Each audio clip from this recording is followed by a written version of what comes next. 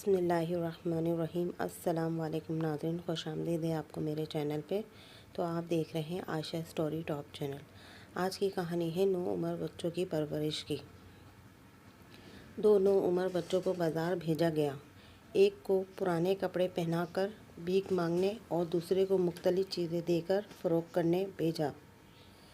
शाम को भिखारी बच्चा 800 और मज़दूर बच्चा 250 रुपये कमा कर लाया।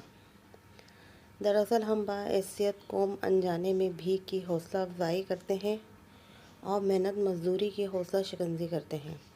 होटल की वेटर, सब्ज़ी फरोश और छोटी सी सतह पे मेहनत कशों के साथ एक एक पाए का हिसाब करते हैं और मुस्टंडे भिखारियों को 10-20 बल्कि 100-50 दे कर समझते हैं जन्नत वाजिब होगी। मांगने वालों को सिर्फ खाना खिलाएं और मजदूरी करने वालों को उनके हक से ज़्यादा दें।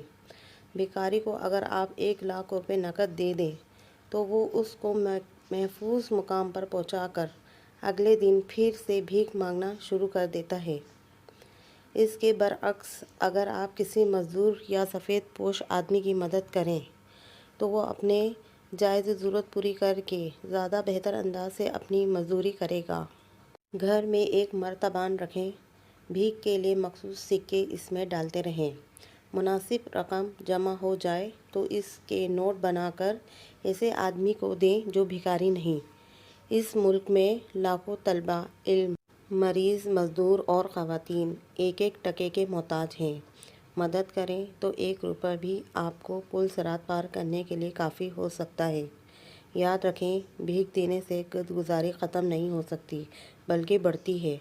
खैरात दें मनसूबा बंदी और एहतियात के साथ। इस तरह दुनिया भी बदल सकती है और आखिरत भी। आज की ये वीडियो आपको कैसे लगी मुझे कमेंट्स करके ज़रूर बताइएगा और प्लीज़ मेरे चैनल को सब्सक्राइब ज़रूर करिएगा और बेल आइकन को ज़रूर प्रेस करिएगा। Thank you.